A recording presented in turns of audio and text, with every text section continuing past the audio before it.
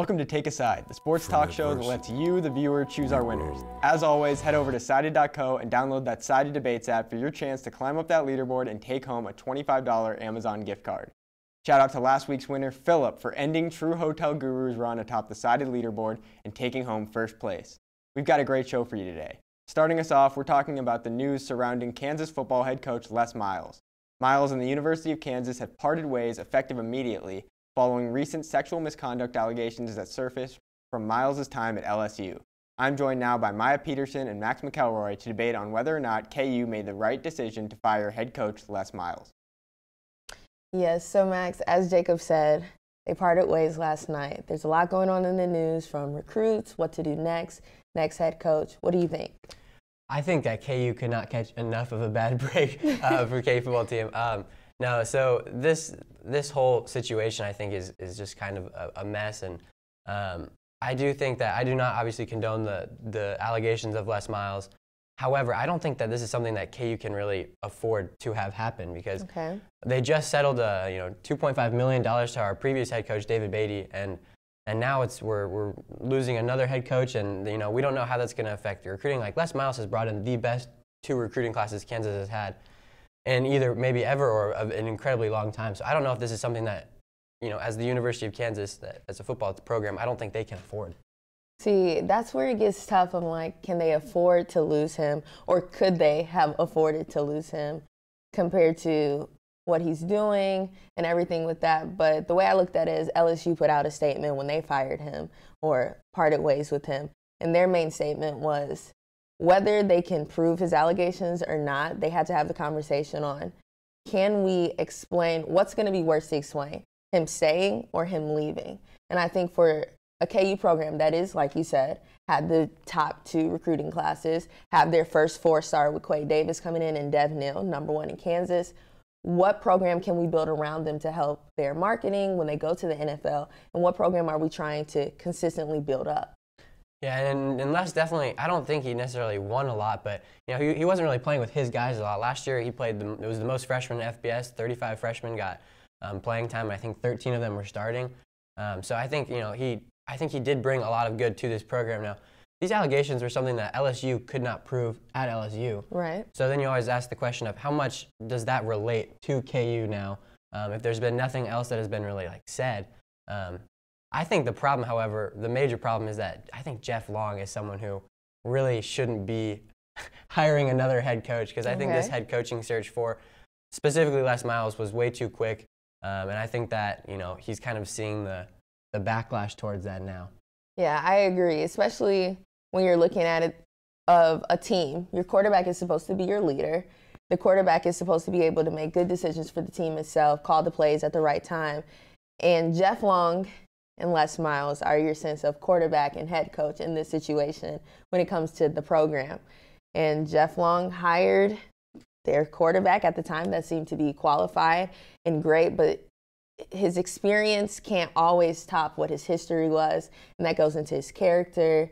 It goes into everything that you want to put into a program. And I'm with you. Jeff Long and Les Miles somewhat have the same characteristics and points when we're talking about this subject, and I'm with you. Well, when you're talking about rebuilding a program, it's like the recruiting is so important, and I think that that's something that if KU has any chance of becoming a winning football program, I think that that's something that needs to, it needs to stay good. The recruiting needs to stay top tier, and I think that's something that Les brought, which might be something that is going to be a tough sacrifice. Yes, from recruits, I hope no one decides to decommit or people decide to transfer, but if they do, we understand at this point for KU football. But all we can do is hope that something happens to help KU football remain in their position for recruiting, hopefully win a game next year. It's going to be a toss-up, but that's all we have for this argument. Jacob, any thoughts? Well, we'll see what comes out in the coming days, but for now we're going to take a commercial break and we'll be right back.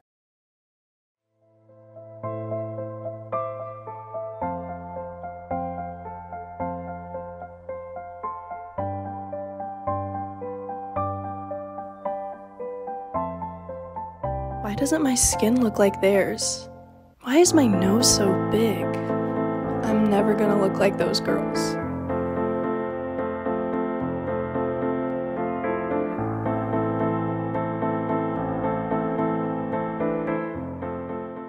Diversity. Welcome back. What is it's diversity? March, which means college It can basketball. be an umbrella term for Kansas a men's variety basketball of is currently ranked number 11 in the nation with a 19-8 overall record. The Jayhawks are the number 2 seed in the Big 12 tournament, which is set to begin later this week.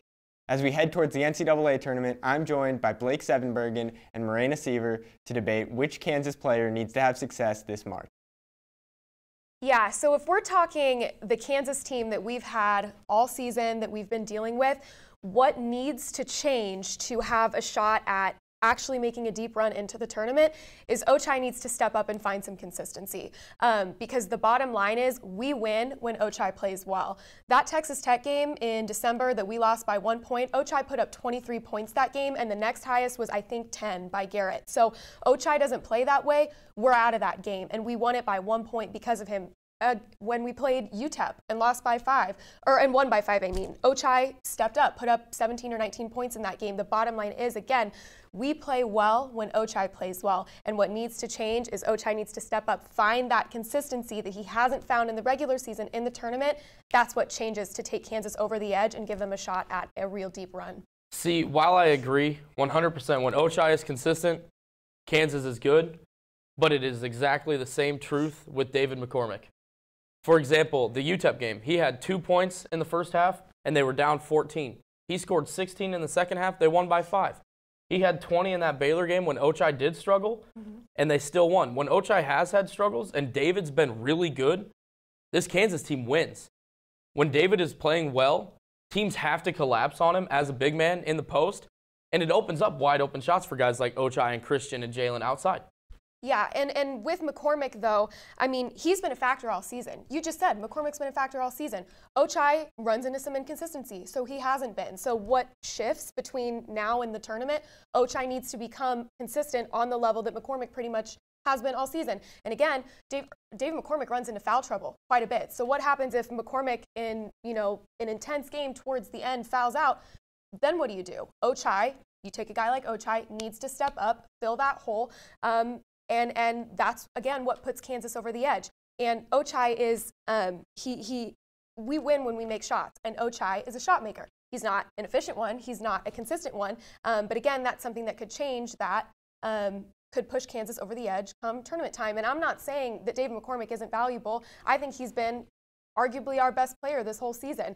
But Ochai is, again, I just keep saying it, if you're taking the team that Kansas has played with all season, putting them into the tournament and trying to give them a shot at a deep run, the player that needs to step up fully to find that hot streak and get consistent is Ochai. And that's the difference maker for Kansas. Yeah, I mean, yes, I wouldn't say Dave has been the most consistent all season. Like you said, when he's had foul trouble, the team struggled. I mean, take, for example, the Texas game. He had foul trouble the whole game, and he struggled. And, I mean, you say Ochai needs to get hot, be consistent, shot makers, but you could say the exact same about Christian and Jaylen too. If they don't make shots, this team doesn't succeed either. So that's why I think Dave, he's the most important factor just because of the fact that when he is going, it gets everybody else going. And that's as important as it gets. Yeah, I mean, and with Ochai, like, he's going to be guarding, if you're talking defense. He guards the second best player on any team we play, I think, because Marcus Garrett, can go in and neutralize that first option. But if Ochai can do his job on both sides of the ball, because kind of a hot take, but I think he's the closest thing we have to a fully realized true two-way player because he can score on offense. That's what he does. And then on defense, he, again, is probably the most athletic player on this team. And then he can use that to his advantage on the defensive side of the ball. So if Ochai does his job, that leaves, the sway of the game up to the role players. And I think that's a recipe for success also. So again, Ochai has so many strengths to him. It's just that thing of he's streaky and he needs to hit that hot streak when we go into the tournament, and that sends Kansas over the edge. That gives Kansas the edge against those tougher teams in the later rounds of the tournament, should they make it that far. And I think, again, I just can't say it enough. Ochai is going to be the difference maker. He's the player that needs to get hot if Kansas is going to have a deep run. Yeah, I won't disagree with any of that. Another guy I think we need to keep our eye on is Jaylen Wilson. Absolutely. Jaylen is a great rebounder for this team. He fills his role. I think he found his role after trying to be the star guy at the beginning of the season, struggling.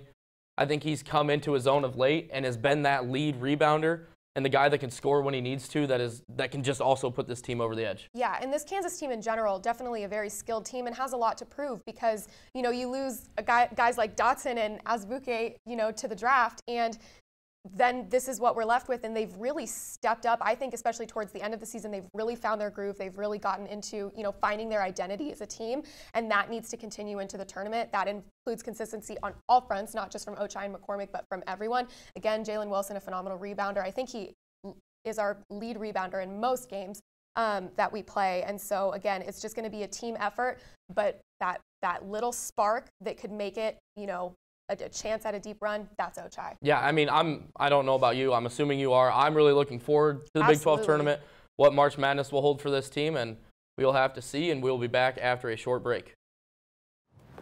You may not hear it at first, but it's there. Our chant, rising.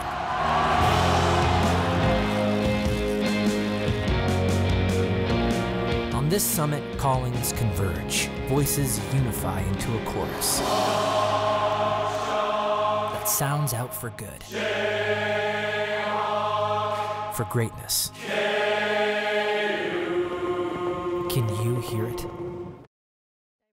Welcome back. With the Big 12 tournament coming up later this week, the debate for college basketball's best conference is still in question. The Big 10 currently has 5 teams in the latest AP Top 25, while the Big 12 has 7 ranked teams. Both conferences are expected to have a lot of teams in the NCAA tournament this year, but which conference will perform better? I'm joined by Ryan Atchison and Jerome Sweeney to debate. I like the Big 10 this year. I really do. They're a conference, like Jacob said, 5 AP Top 25 teams, and one of the teams I really like this year is Illinois. They got 9 quad 1 wins, and that's the most of any team in the country, and they're legit. Ayo Dosunmu, the junior, he is literally a star in the making. I mean, this guy could be possibly a top pick in the NBA if he chooses to go that route. They got a good center in Kofi Cockburn, who's averaging a double-double this year, and they got a great three-point shooter in Adam Miller. I mean, this team is legit, and I wasn't really high on this team at the beginning of the year, but this team is really looking good. I'm looking forward to Illinois this year. My problem with Illinois is, like you said, you weren't high on them early in the year, and I know what they can do, you know, and you look on the Big 12 side, you know, they have 7 teams in the top 25 right now.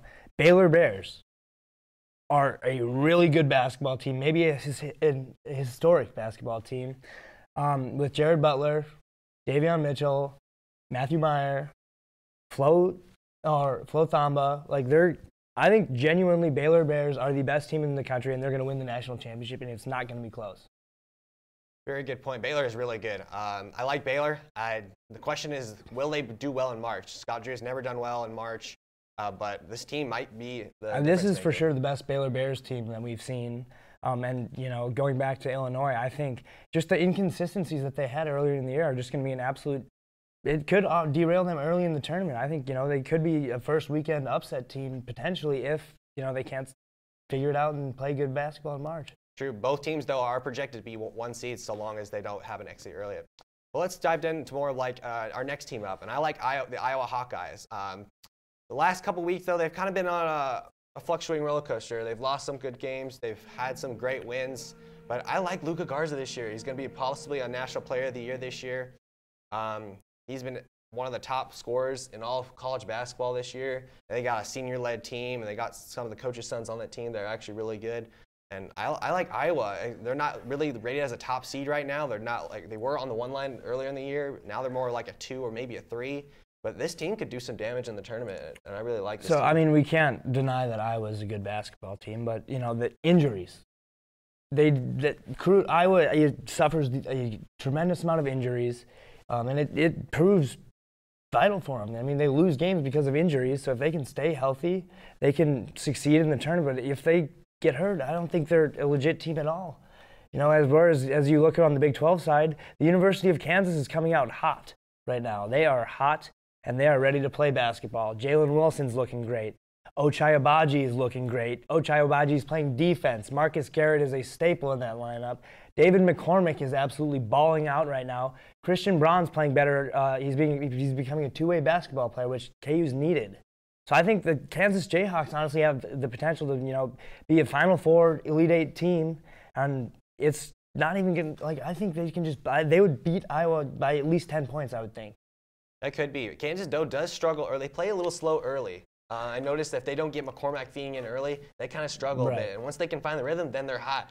But if Iowa can start like getting off on a really good start and they feed Luka Garza, that could give KU Besides the Garza-McCormick matchup, which obviously Garza takes an advantage in, I think KU matches up great with Iowa. I think we really do, and I think we have a legitimate chance of, taking the steps and passing the top 10 Big Ten or the top Big Ten teams that are in the tourney this year. That could be. And real quick, let's talk about one of our sleepers we have in this tournament. I got Michigan State. And Michigan State's kind of been having a down year throughout the whole year, but they beat Michigan this last week or so, and they've had 3 top 5 wins, and that's the most of any other team. Only the other rest of the teams only have 1, and that's amazing. I think this team could do some damage late in this tournament, and they might be a sleeper in the NCAA tournament. Yeah, I mean, there's no kidding. They've definitely overtaken like the Indiana Hoosiers in that Big Ten race, and I think they're legitimately, they deserve to be in the tournament, and they have upset potential written all over them for higher ranked teams. But in the Big 12, I mean, it's hard to look past the best player in the country, and Cade Cunningham is an absolute stud.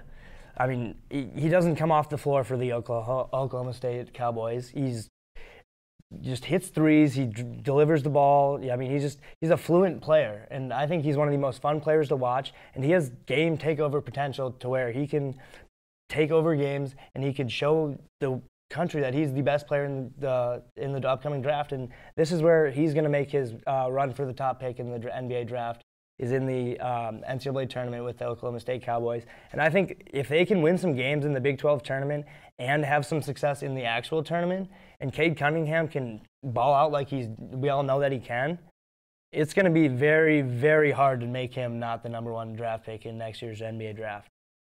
That's very true. Well, that's all the time we have for today. We'll throw it back to Jacob for the conclusion.